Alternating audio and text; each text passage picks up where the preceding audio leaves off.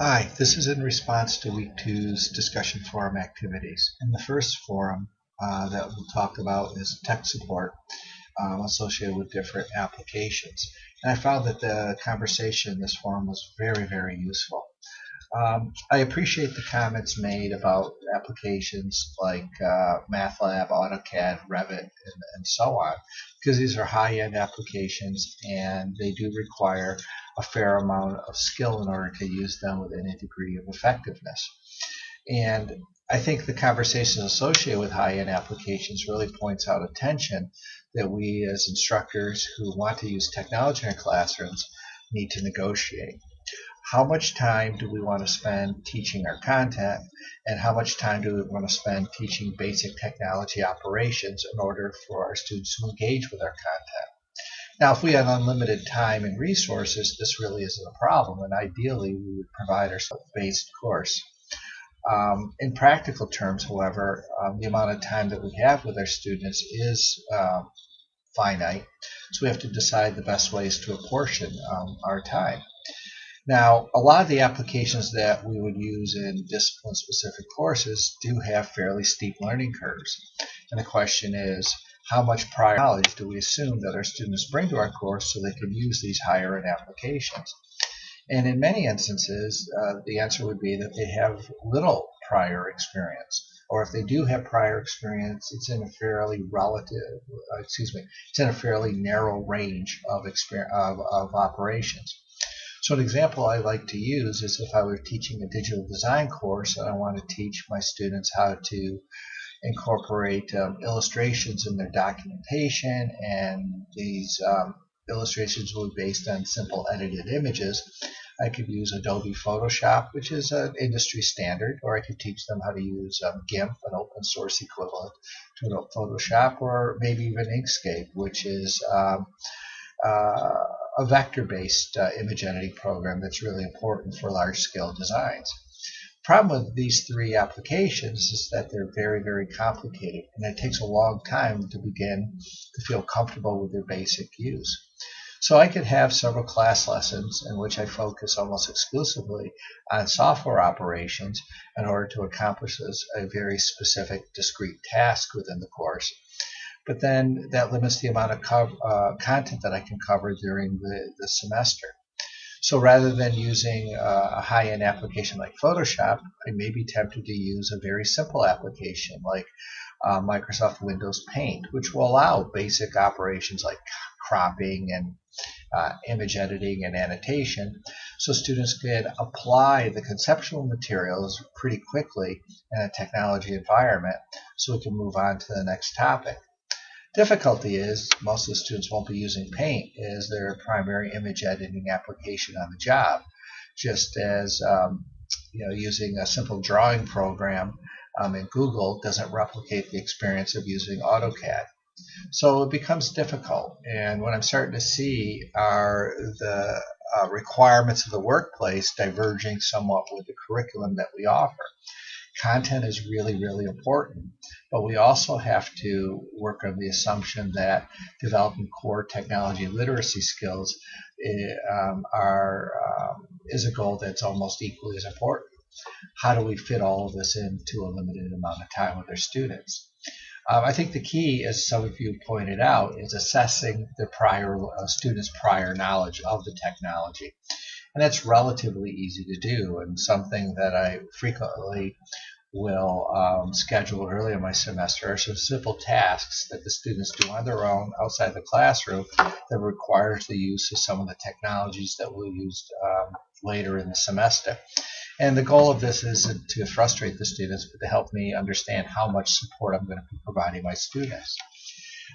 That's something I have to be careful about as well, because the more support I offer my students in terms of technology use, the less support I can offer them in terms of helping them understand content. And there have been instances in which my office hours have been flooded by students looking to learn how to use basic technology associated with the course.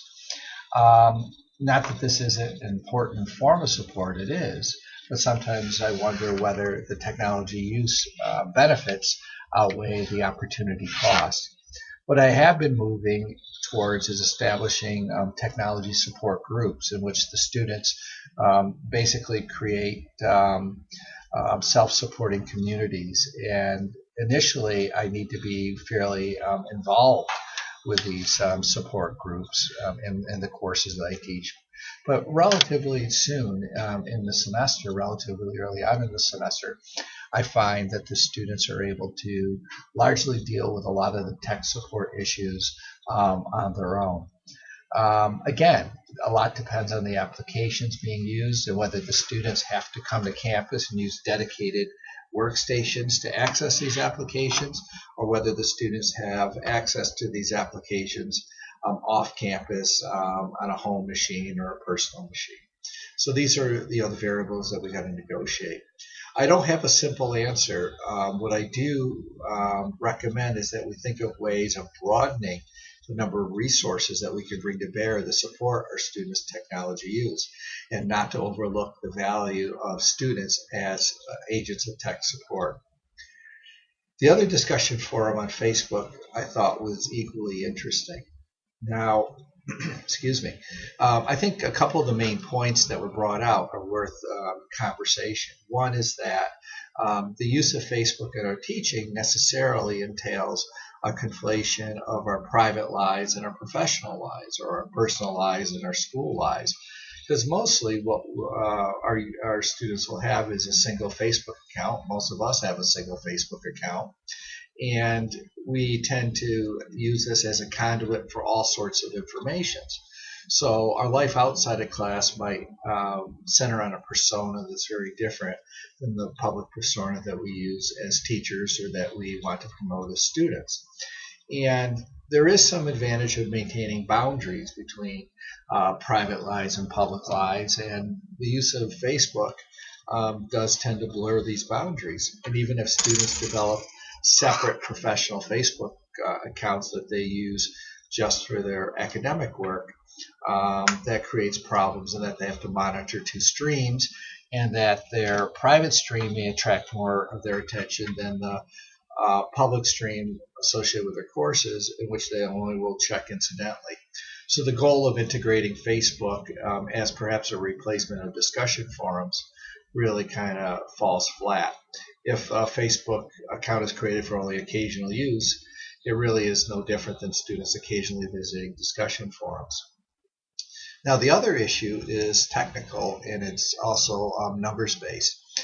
If we're using Facebook as part of our technology palette in our instruction, then we have to deal with the fact that students are receiving many, many streams of information. Some from family, some from friends, some from news sources, some from advertising, and that we need to be sensitive to the fact that our information stream is one of many that's in competition with others. So even though we may want to use Facebook to push information to our students, there's no guarantee that our students will even find it in a relatively easy fashion. Now, we could also do creative things with establishing separate accounts, allowing only friending messages to appear and to be posted, and so on. But that adds a layer of additional complexity. The third basic problem of using Facebook is that in most instances, all of our course interaction is viewable by the entire outside world. Again, you can set view access privileges and things like that. But in practical terms, if a student is engaging in coursework on Facebook, chances are pretty good they aren't segregating that information stream from their personal lives. So there is greater exposure, and this greater exposure to the public could inhibit student response. I have a mixed mind. I think in some ways Facebook is nice because it's a tool that so many people use, especially our non-traditional students. On the other hand, it's such an embedded community resource outside of colleges and universities that the competition for user attention can outweigh its benefits. I'm not saying don't use it, but what I am saying is that it could be problematical as a primary instructional interface. What Facebook could be good for is providing students with the opportunity to rehearse different ideas and content in a very public fashion, and to use Facebook as a way of gauging responses to their work. So maybe if I was teaching a marketing class, I might have my students market a concept or a product or an idea or something on Facebook, and see what they need to do to manipulate their postings to garner maximum likes. Something of that sort of nature could be useful. The access to an immediate public audience. But I don't know. I think in the early days of Facebook, I was a little more optimistic in its use as a teaching tool, just as I was pretty optimistic with Twitter as a teaching tool. But now, because of its saturation amongst users, I'm just afraid that my messages will be lost in a larger cloud of communication. So I don't really use Twitter all that much in my teaching, and I really haven't used Facebook in a long time.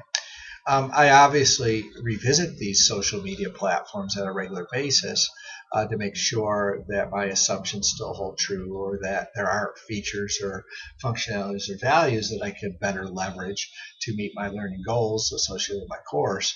But I am trying really hard to make sure that when my students interact with me and their peers in the class, that there's a minimum amount of conflicting or confounding information.